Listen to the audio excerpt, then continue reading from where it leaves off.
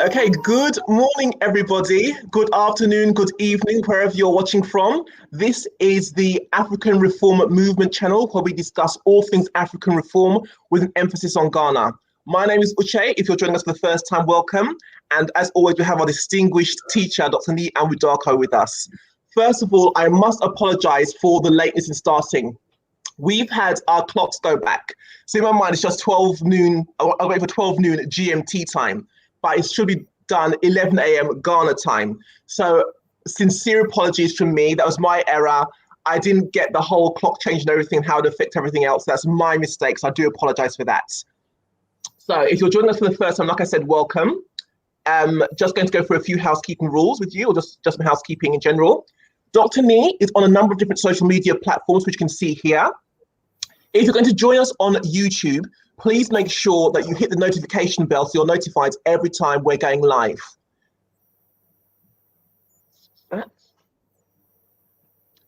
If you're watching live, please make sure you send all questions regarding this episode via the chat function in live stream. Unfortunately, as you know, Dr. Nii is a very busy person. If you post a question after the live stream has ended, we will not be able to answer you. So please try and make sure that any questions you have are sent in during the episode. All of Dr. Nii's books, which he sometimes makes reference of during our live streams, can be purchased at his book nook store. The details are here. Please don't worry if you don't have all these details available to write down now. They are all on his description box on his YouTube channel, so you can get it from there. Dr. Nii also has a website called Sankofa Africa, and that's where he goes into more in depth with some of his thoughts and his teaching. So please also log on to there and get more information. Right, so today I hesitate to try and pronounce this. Ghanamanshiamu. Okay. Yeah. Okay, so that's what we're going to be talking about. The Council of State under African Democracy. So Dr. Nii, welcome once again. Apologies for the confusion with the time. So over to you now. Thank you very much, Uche. You're almost, in fact, you're always forgiving. You can actually get away with a murder. Now, today we are talking about Ghanamanshiamu, and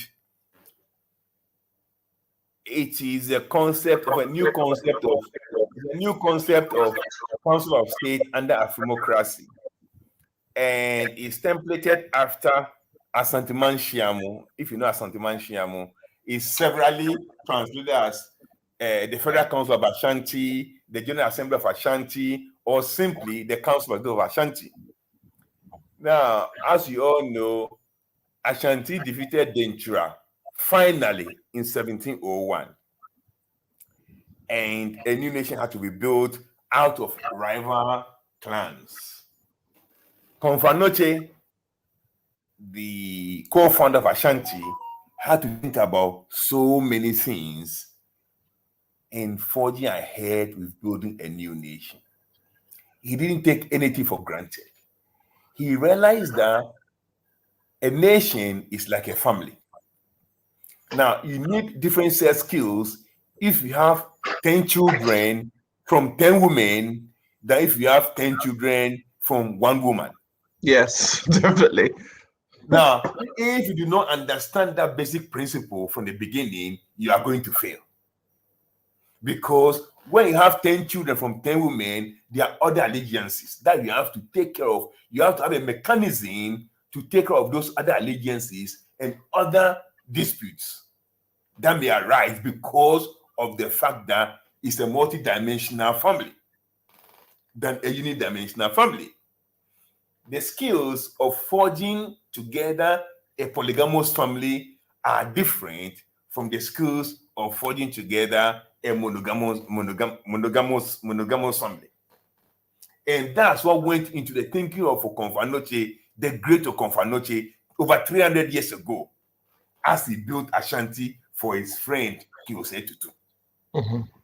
He called it Ashanti-Manshiamu, the General Assembly of Ashanti, and that became the Council of State. That is the base upon which I have proposed Ghanamanshiamu, or the Federal Council of Ghana, or the General Assembly of Ghana, or simply the Council of State of Ghana. Unfortunately, we haven't learned if there is one country that should have prospered and that should have progressed constitutionally in Africa, it should be Ghana, because right in the middle of Ghana, we had Asante. The most studied traditional authority in the whole of Africa. The most studied, the most researched, the most written about, the most documented traditional authority in the whole of Africa is right in the middle of Ghana, but we haven't learned anything from Asante. With Asantemanshiamu, you have the Asante Hini, the overall monarch, and some senior chiefs from Kumasi, and also the paramount chiefs from the principal state of Ashanti, and also paramount chiefs from the provinces. The provinces are conquered states that have become tributaries of Ashanti. They meet once a year to plan for the following year. They meet to resolve disputes. They meet to build national cohesion and consensus. They meet so that they will put all their brains together, which you call capacity convergence, because the king knew that although he was overall king, he didn't have the wisdom, he didn't have all the wisdom in the world. Therefore, for the family to grow and become stronger, he needed to tap into the wisdom of other paramount chiefs. And finally, they used to meet to plan for the development of the state. So these were the 4 key reasons why they used to meet the Asantemanshiamu meeting. The king and his ministers from Kumasi, the head, the capital city. Then the paramount chiefs from other city states, and then the paramount chiefs from the other conquered areas that were now under Asante domination. And that's how the state was. That was the fundamental, that's the foundation. That every decision taken here became the supreme decision. No other decision was superior to the decision taken by the Asantemanshiamu, because the whole state had met. Now, I mean, when we look at Ghana from the foundation, Kwame Nkrumah, I mean, I can forgive him because he said that he was a non-denominational Marxist. So basically, he didn't know anything about Africa, okay? He was a Marxist. He didn't know anything about the social organization of African politics. He didn't. All right. Further down the line, when it was through, he made a very remarkable statement, but I'm not going to go into that because he saw the focus. The focus is Council of State. So he didn't even think about it. But if he had thought about the way Konfanoche and Usatu organized Ashanti, would have stayed in power forever. Because all he needed to do was to try and bring this people here. Because you see, Anoche understood human being. He understood human psychology. That everybody wants validation. And the more you give to people, the more they give back to you. So if you validate somebody by thinking that, okay, you also have some brains in your head, I'll bring you to my council and I give you this opportunity, you are more likely to be loyal to me than to be disloyal. But when you want to appropriate all power to yourself, people will fight with you for the power. And I'm not here to use this simple mechanism to build a kingdom that has survived for over 300 years. Nkrumah came and was booted out in 9 years because he wanted all power for himself. He didn't have the mechanism to build a polygamous family. He didn't know how to do it. To know that there are multiple ethnic groups in this country, how do I want them together? Instead of doing that to bring the people together, he became a one-party state president for life. Of course, he'll be booted out. But I can forgive him, because he claimed he was a Marxist, so he didn't understand all these things. But what about Buzia, the second prime minister? He claimed to have done his PhD in sociology under the theme, the position of the chief in modern political system of Ashanti. Yeah, he didn't understand Anoche.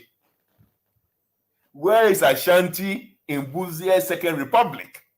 Where is Anoche in the Second Republic? Zero, because he also wanted all power for himself. The same greed under a different guise. Because how can Anoche how could he have brought together former rival clans into the most formidable political authority ever seen in Africa? Common sense. Common sense. Understanding human psychology. And he built this Ghanamanshiamu that has escaped us. Now we have a council of state in Ghana who is the biggest joke in the whole constitution.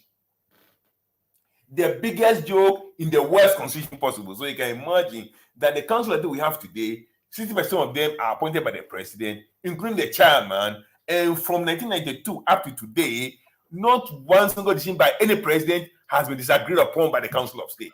They agree with the president on every single thing. And I have to say, so it's a complete joke, absolute joke. I will have to say here that from 2009 January to 2013 January, Shike's father was the chairman of the Council of State of Ghana.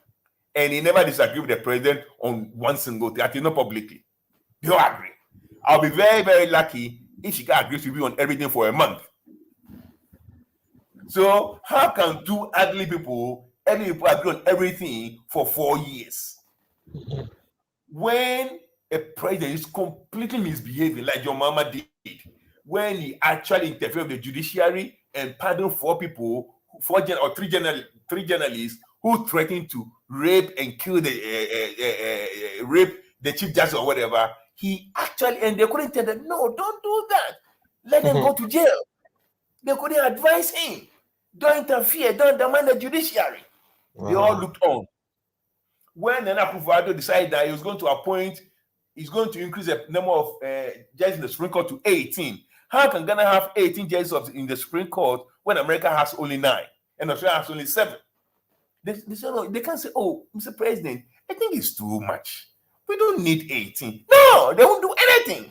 When Nana Akufo-Addo decided that he was going to create 6 regions for no good reason apart from appeasing and pacifying tribal warlords, they said, no, this is going to be a donor economy. We don't have enough money. Why do you need to create a region for 2% of the population?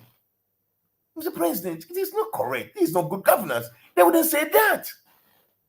And we've seen so many things wrong because they are all appointed by the president and they will do whatever the president wants them to do. And let me tell you something. You can build a house very well or very badly. And if you build a house very badly, it will crumble on you. And that's where we are today. Today, we are here to see how best we can create a Council of State. That one will be able to resolve disputes, conflict resolution. 2, we'll be able to have a national consensus and cohesion.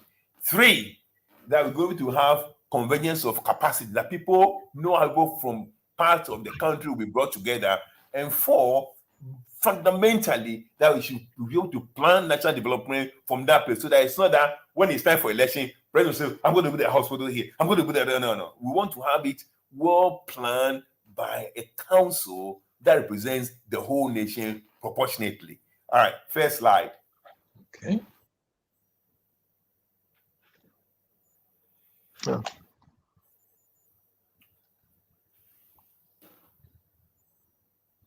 All right, so he started after Ghanamanshiamu. Yeah, next slide. Philosophy. So the features of the new council are philosophy, architecture, composition, example. All right, next slide. So the philosophy here is that we want a mechanism for nation building. All right, conflict resolution, national unity and cohesion, capacity convergence, national plan development, appointment of senior statutory officers, and review of bills. I've added these 2 in the modern state. Okay, these 2 things were not there under Anoche, but the template was this, and I've added these 2. We'll see how these 2 will work out shortly. Next slide, please. So the architecture is under Anoche's Ghanamanshiamu, we have leaders from Kumasi and leaders from the provinces from the other paramount, from the other principal states and the provinces, the conquered areas. So now, how do we structure this one? What's the architecture of this one? All right. So here we also have leaders from national level and leaders from the state level, which is the other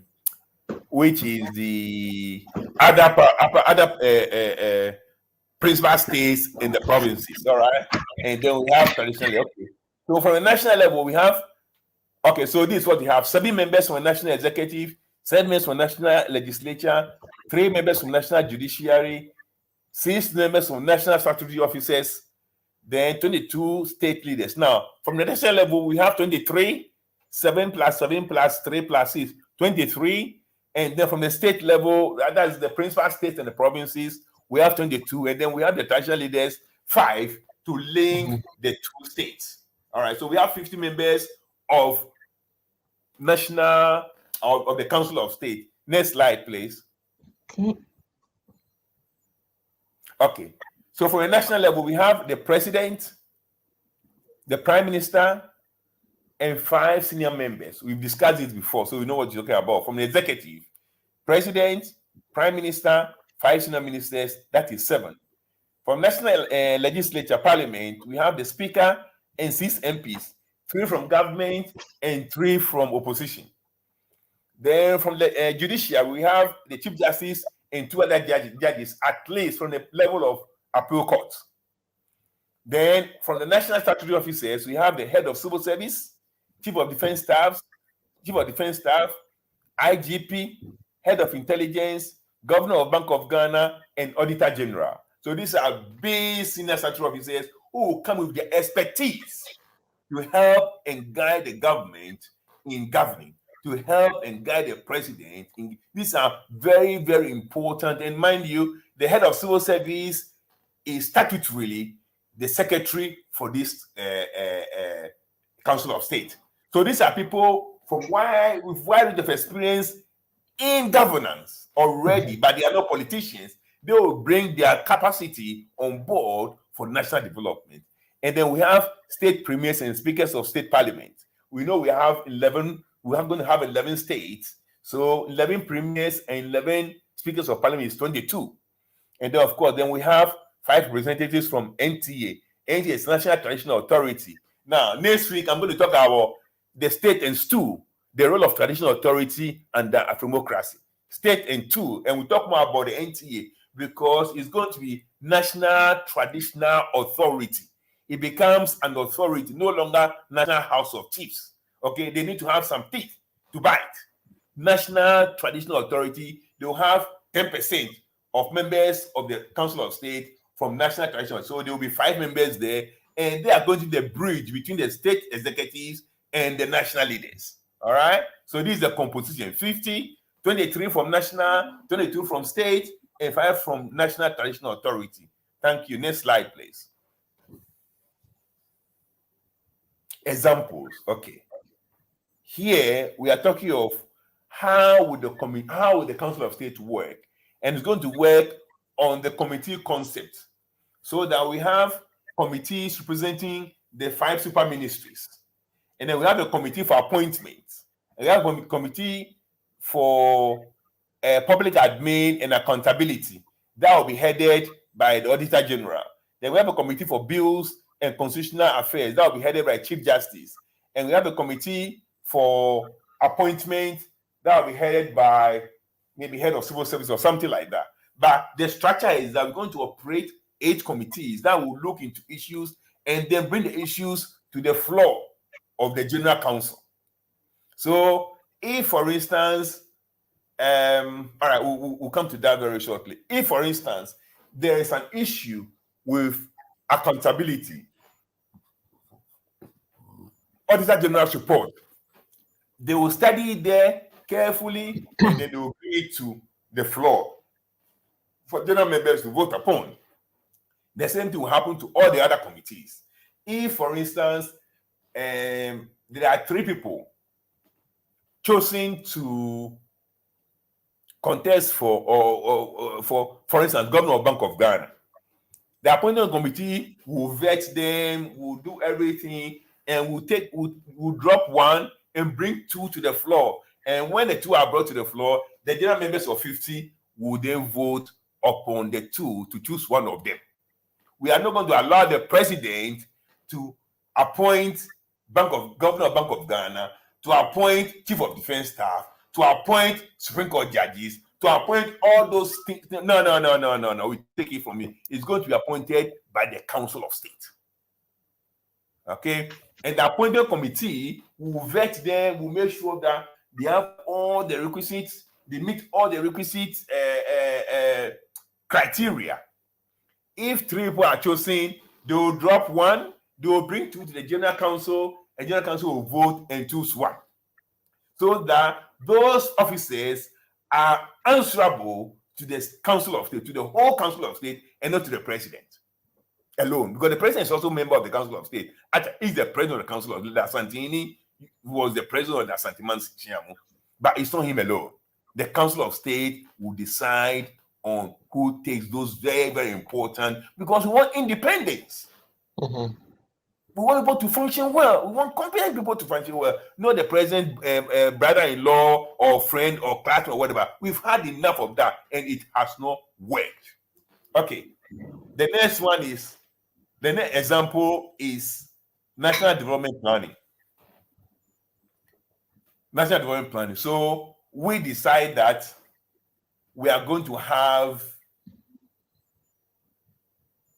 1,000-kilometer 4-lane roads. We decide we're going to have 2,000-kilometer railways connecting major producing areas. We decide, all right, so now this will be outside any political party. We go there, we say, this is the way we want to live our country, and this is a blueprint for the next 10 years. So we'll decide about that. The matter will go to public admin accountability. They will look into the budgeting for that and how it will be spaced, what should be done in the first 5 years, what should be done in the next 2 years, so all those who will plan there, that if the president changes, nothing changes. National development will be done at the level of Council of State, not at the level of party executive. So that it doesn't matter who is the president, we have the same plan for the next 10 years, for the next 20 years, for the next 30 years. And then because in Ghana, whatever one government starts, when that government leaves power, the new government stops doing it because you have to re-award the contract to its own cronies. And nothing gets done. We are changing the formula. All right. We are saying the national development planning will be done there. Then we have what they call the bridging the gap. That's in fact the motto of ARM is bridging the gap. Now, the difference between national development and bridging the gap is that the bridging the gap is actually trying to bring all the other states to the level of Accra. Okay. Now, once we bring the other states to the level of Accra, we have fair distribution of opportunities in the country. Then the national development plan will take off in earnest, because now, for instance, if the population of Accra is 3 million and the population of Tamale or Northern region is also 3 million, why is it that Accra has 3,000 tertiary hospital beds and Tamale has only 500? If we have the same number of people in one state or in two states, then they must have the same number of amenities. So bringing the gap means that we are going to bring the other states up to the level of Accra. Then we know that we have a fair state, which is a key theme of ARM. Now, if we have 1 million children in Accra and there are 1 million classroom seats for them, why is that if you have 1 million in Northern region, they only have only 300,000 seats? What happens to 700,000? Mm-hmm. So the Bridging the Gap Fund will be at the Council of State, and that's where the catch-up will be planned. Okay, that's where the catch-up will be planned. Otherwise, as you have known, from 1959 private development plan, Kwame Nkrumah devoted 50% of the budget to Accra alone. Okay, and we are still struggling with that until COVID came. The president of Ghana didn't know that all the hospitals are in Accra, and the other regions he has created and he has created, they had no district hospitals or regional hospitals because everything was in Accra. You don't do that. No planning. You just got up and create a new district. You got up and create a new regions without any plans to what amenity will have to go there. It was only COVID that came. That's now we know that all of a sudden we know that we don't have all. We don't have no. That's not national planning. Already the state, the new regions created, the old regions themselves were way behind Accra. Maybe 200 years developmental deficit. Really? As much as that? I mean, I'm just using the word 200, but what I'm saying is that forever Accra is going up, they're all going down. So it's ever increasing. The gap is forever increasing. It's not decreasing. There's no national plan to bridge the gap. There's no national plan for development. Everything was just coming to Accra, and other places were just collapsing. Now, when 100 people leave their homes in Ghana, 66.4 come to Accra. That should tell you that there's a fundamental problem with development, with bridging the gap. And that is why we chose our motto as bridging the gap. The only party ever to think in those terms. Bridging the gap. Because we have only one gradient, one socioeconomic gradient from everywhere to Accra. Even where they are drilling the petrol, the crude oil, people don't go there, they still come to Accra. 6.4, 2/3. So can I just ask, why, considering it's supposed to be like a national government, why have they not done their research to see what's happening outside of Accra, what the needs are outside of Accra? Why is this, what are they doing? I don't understand. Well, it's like asking that, why is it that this player doesn't score as much as Ronaldo or Messi? They just don't have the capacity. They just don't have it. It's as simple as that. So the government doesn't have the capacity to govern the entire country or see what's going on in the entire country? No, they don't have the capacity. You see, recently, they just don't have the capacity. They just don't know how to do it. Otherwise, why don't they do it? I mean, a president campaign that was going to create regions and districts or whatever, he came to power, he created all those things. COVID came, they said, now we know that we made a mistake in considering all the health facilities in Accra. What are you thinking when you're creating those regions and districts? COVID, which, he said it. Strange to me. COVID does not need district hospitals. But COVID needs intensive care, which you don't have. What do you call them? Ventilators in district hospitals. We don't have intensive care in district hospitals. So this hospital will not solve the problem of COVID. But it doesn't understand the whole thing. Wow. Sick COVID patients need intensive care. They need ventilators. You don't find them in district hospitals. So COVID should not be the reason why you want to build district hospitals. But he said that people clap because they didn't know what you were saying. They blinded in the blind. So it's just to me extraordinary that there's so many gaps, such huge fundamental gaps in governance for the country. It's just extraordinary to me.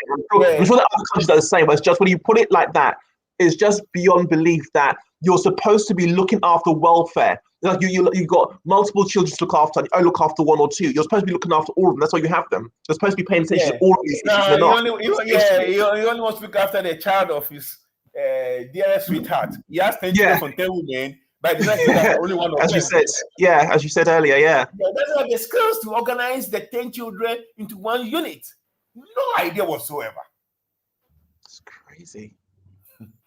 But then I said, it's not. I'm sure it's not just Ghana. I'm sure there are other countries that are in exactly the same situation as well. The whole continent.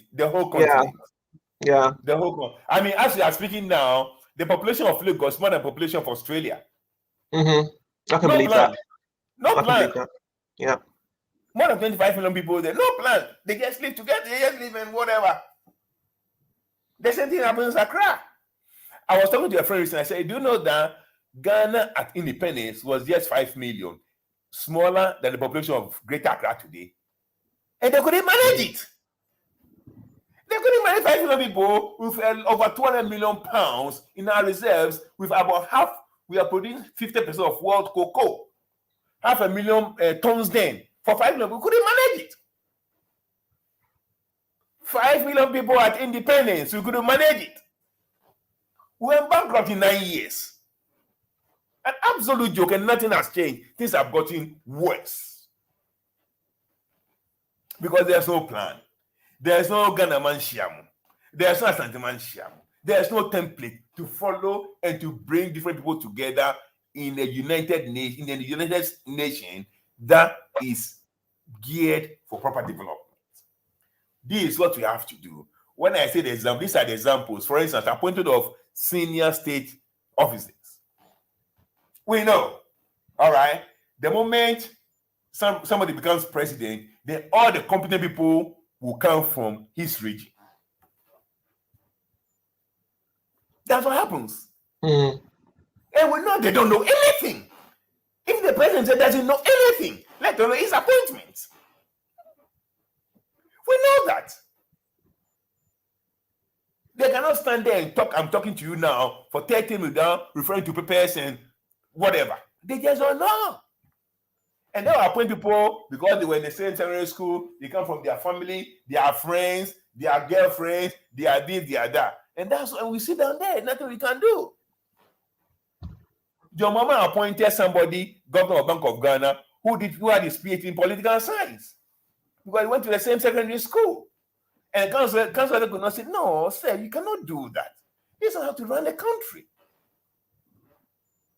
So we've got to take that power from them and bring the power to the whole state.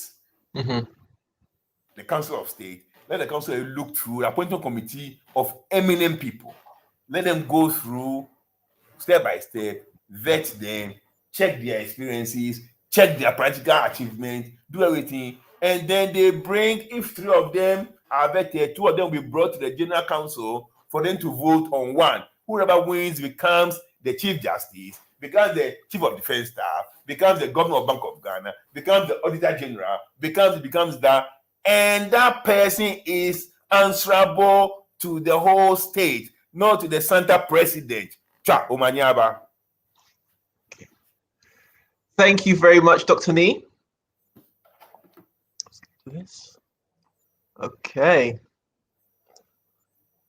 So let's see what people have been saying. Okay. Just one main comment set here from Sheikha says, is the lack of capacity from lack of good policies or lack of competent people? Both. Competent People bring good policies. Mm-hmm. Yeah.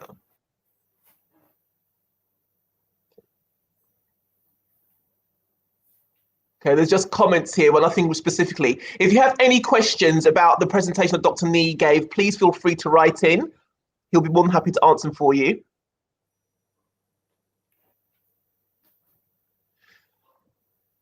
So whilst people are still thinking there, Dr. Nii, let me just ask you a question. So let's just say you were sworn in as president. What would be one of the first things you would tackle?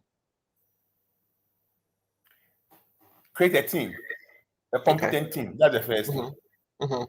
That's the first thing anybody who is giving power to, because you have to understand that you cannot manage everything.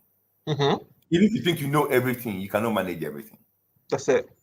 Okay. So the first thing is a competent team. And to get a competent team, the competent must reflect the nation. Mm-hmm. All right. I believe that every single region, every single ethnic group has capacity.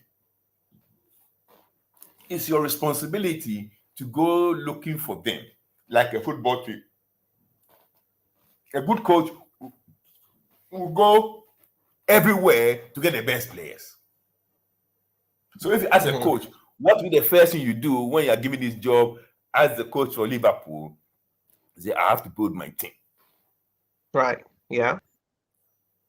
So that's the first thing I will do. Now, once I build a team, I know that delegation of authority, and then they will follow the plan. You see, you have the plan already, because there's no point just waking up from bed and becoming leader of a country. You have to have your plans all written out already. And I've written all of them out already. I have the plans, but like Jesus said, the harvest, the field is wide, the harvest is plenty, but what we lack are the harvesters. So pray to a lot of harvest. So now what I need is a team of harvesters. The food is already white. I've written everything already. So once I get a correct harvester, we launch out and we land running, not crawling. Okay. Sorry. Yeah, Shika. I saw yours was a question. I saw the question mark at the end. I didn't mean to comment. What I meant was yours was the question. So that's fine, but no problem. Let me just ask. So like you've made it quite clear that you want X number of people in different positions. Okay. Is there what if you can't get to the quality or the caliber of people that you're looking for in time for you to be able to start doing these things? What would you do? Well, I'll act until I get there. I'll act until I get there. Because I'm not going to get anybody there who doesn't know they can get paid for it. No. Like Fidel Castro said, he said he began his revolution with 82 men. If you had to do it again, we'll do it with 10 or 15 people and absolute faith. Yeah. Your number doesn't matter if you have faith and plan of action. Yeah. Until I get the company people, I'll act. Yeah. Okay. So just some greetings here then. Let's read them for you. Ebenezer, it's a great way to start my day here in New York. Hey, you're in New York. Buy me tickets there. Now we can leave Australia also. Buy me, we can come to Los Angeles. So yeah, so you can leave now. People, the usual suspect. They opened the international borders on the 1st of November, but you can go to only 5 places: London, Los Angeles, Singapore, New Delhi, and Fiji. And Monday we're adding New Zealand. Okay. These are the special people. Then later down the line, they'll think about Johannesburg, when they feel like they should. So maybe when we get towards the end of the year, and I'm sure I'll be on the first plane anyway to Ghana. I'm tired. Sophia joined us. Good morning. To go to London by bypassing Dubai. Now they will fly you from Sydney to Darwin in Northern Australia, and from Darwin to London. I don't know when they will start going to Dubai. Maybe next week, so you don't know. But there are special people and special places, so we accept that. Okay. Hey, Sophia, ask me a question, okay? Ask me a question. And there's also Rosalind. She says, watching from London, hope Garnet's listening. Well, Rosalind is an Ashanti royal, so I know she understands what I'm saying, and I want her to ask me a question. Okay, Rosalind, if you're still there, please think of a question to ask Dr. Nii, okay? Let's see. Okay. Well, so far, those are all of the comments and the one question from Shika, Dr. Nii. Is there anything else? You know that we never agree on everything for every month, don't you? So if a chairman of Council of State agrees with the president for 4 years on everything, then something is wrong, fundamentally wrong. And that's we agreed for 29 years. Every president has said, has been agreed with by the Council of State for 29 years. Next year, January will be 30 years. They've never disagreed, not even once. Complete waste of Ghana's money. But could it be, let me just play devil's advocate a bit here. Could it be that behind closed doors, they don't agree, but when they come into public space, they have to present a united front? Could that be it? What is if they didn't agree, what can they do about it, the fact they don't agree? Do you know what I'm saying? What can they do about it? How can they exercise that? If, for instance, you're the chairman of Council of State and the president has to consult you for almost every single appointment, and the president is lifting the number of Supreme Court judges from 11 to 18, and you strongly disagree, say, sorry, I don't think we should do this. It's not in the countries. We don't have the money for that. If you say so, then you resign. Okay? You resign. Because nobody can force me to work under condition I don't agree with. Then you resign. Then people will give you respect. What do you need? You resign, say, sorry, I can't do it. That's what people will do in proper places. You know that, don't you? Yeah. And unless we believe we are different human beings, that we're not created equal, let's continue the way we do things. But those who are created properly, they will do it and resign. Mm-hmm. We every time prove a single point that we are different people, that we are not created properly. Why? If you don't agree, and you resign. And then when somebody says that, shithole, then we complain, but we don't do this properly. You know you don't agree with the thing, but because of because of one bottle of whiskey you get or something like that, you keep quiet. Your country is ruined. Mm.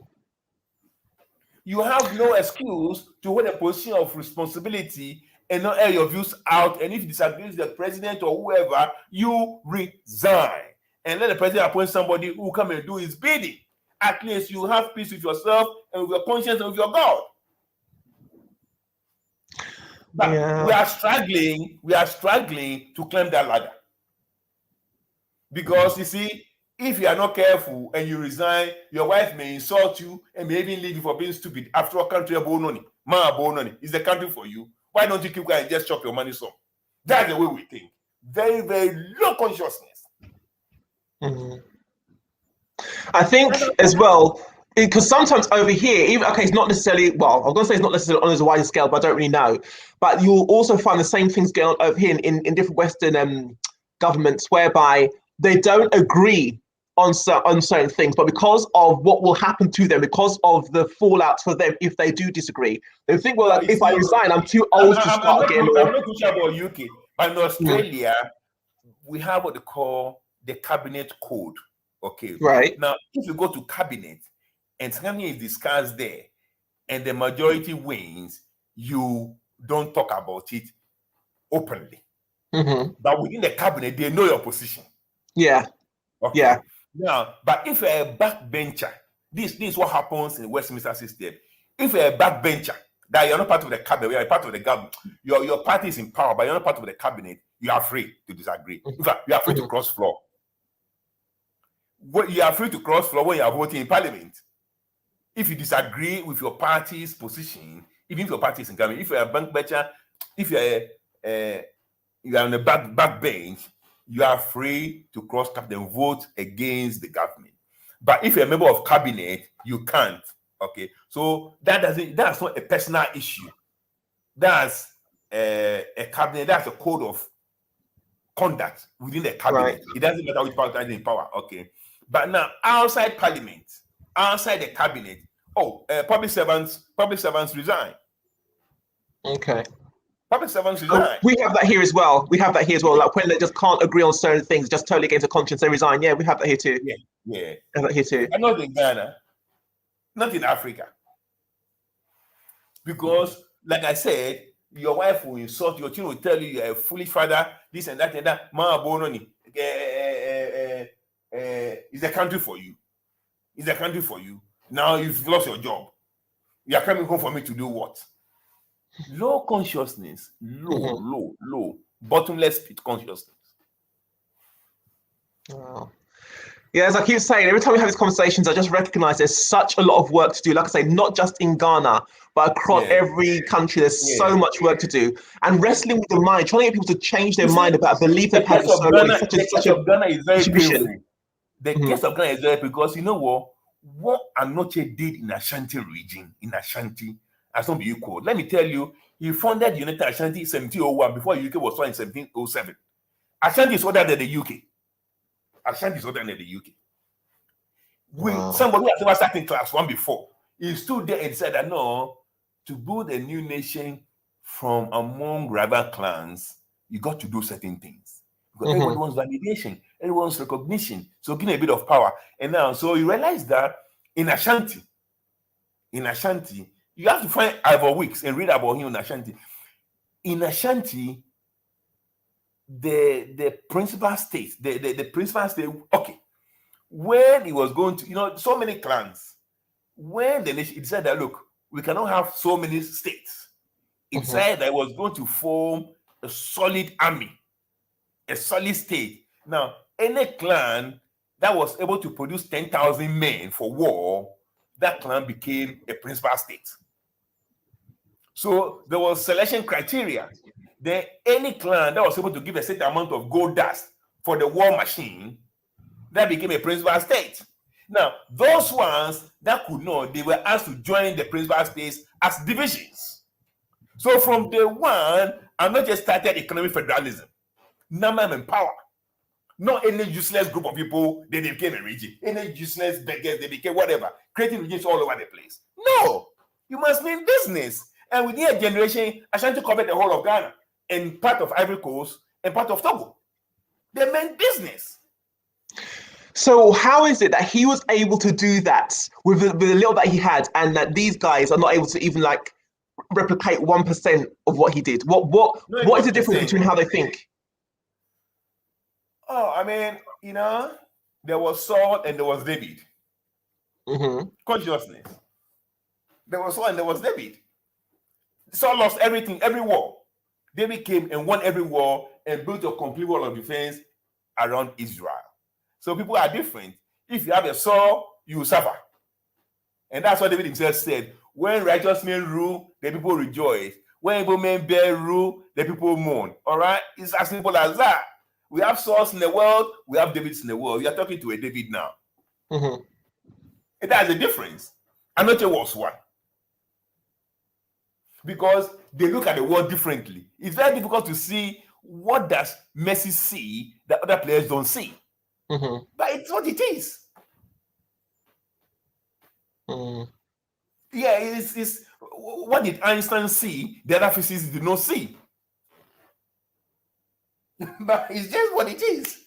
All right. These guys there look at things very differently. For me, as I'm sitting here, nobody can entice me with money. What am I going to do with the money? How many times do I eat? You can ask your friend Shika, what do I eat? Nobody can entice me with women. What do I need them for? If I want, I'll get. But I don't need to. Yeah, you don't want that. You don't want that. If I want, I'll get. I mean, if I want, I'll get any day, anytime. But I don't need that pressure. So many things to do. Car, what am I going to do with the car? Whatever car I want, I've driven it before. My own, many. So I've gone beyond that level. I don't rush for anything. What for? What for? What I want to do is to make sure that when they mention my country's name, people say, oh, I want to go there. You see, we don't understand how these things work. Sometimes I get reflux, so occasionally I take some reflux medication. I went to the pharmacy the other time to buy.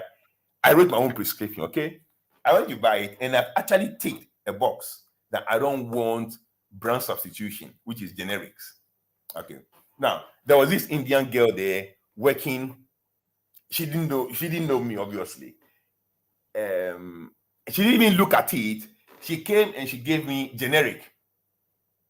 All right, because she looked at me and said that, all right, there was this girl in front of me, maybe in their 20s, whatever. She asked the girl, do you want generic or no? And the girl said, oh, I want generic. Now, she decided that the way I look, I must want generic. So although I don't want generic brand, she came to generic and said, what is this? Because she didn't even know that I knew the difference, because she didn't know me. Yeah. I knew the role. I knew she gave me the, I said, what is this? Yeah, I said, oh, that. I said, no. Did you check that? I said, I don't want generic. I don't want brand substitution. Now, she's put my name and my sticker on it. So now, what's she going to do? So she had to go and talk to the pharmacist. What the pharmacist said, oh, doc, what's the problem? They said, you see? Because of the color of my skin, she assumed I must want the generic. The little girl there that I will not even employ, she asked her for a choice. Yeah. That's what I want to get rid of. I don't fight it. I want to get rid of it. So that when you see a Ghanaian, you don't automatically assume that they want the cheapest thing on the market. Otherwise, why am I doing all these things? I don't need to. Not for car. What is car? Or for house. What is house? Or for money. What is money? I don't have money, but I'm happy the way I am. Or for women. Oh, they are there plenty also. I don't want them. I don't need them.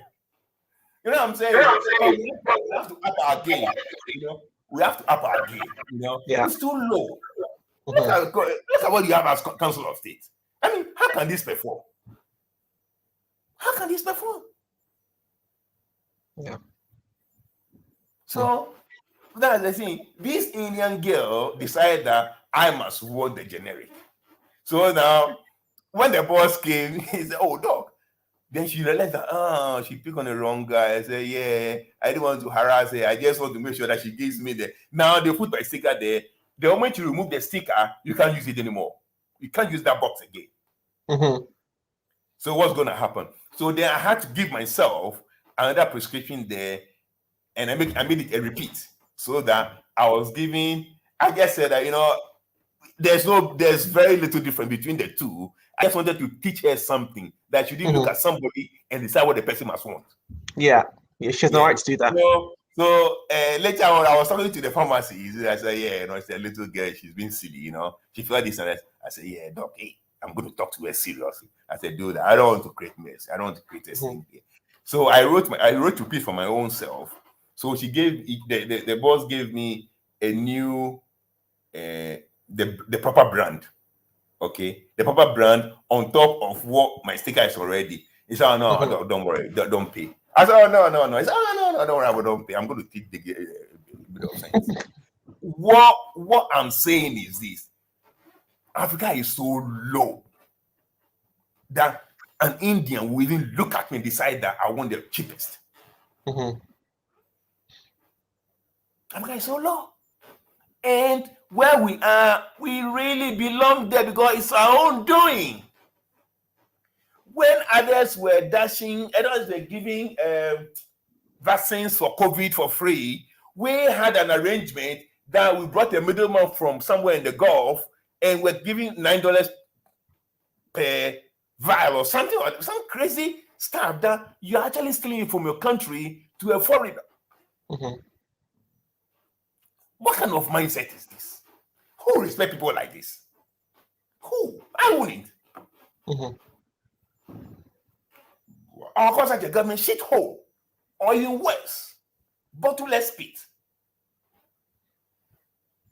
And nobody lost his job as if nothing has happened. And everybody's laughing at us. All of my people will be laughing at us. Why is that? Anyway. Well, Dr. Nii, thank you for that. There have been no further questions. So, we're just going to wrap up now, okay? So thank you, everybody, for joining us. Thank you for the comments and questions that we had thus far.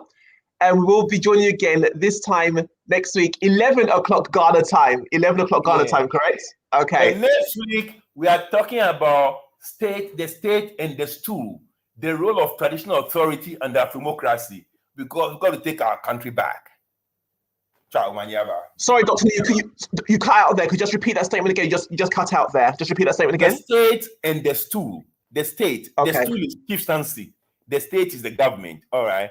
That is the role of traditional authority and Afremocracy. What would traditional authority, the chiefs and the kings, what are they good? What role would they play? Because we've got to take our country back from their thieves, from the tags, who are the politicians. Okay? Okay. All right? Good. Now, when I go to Ghana, I'll be hosting these things openly.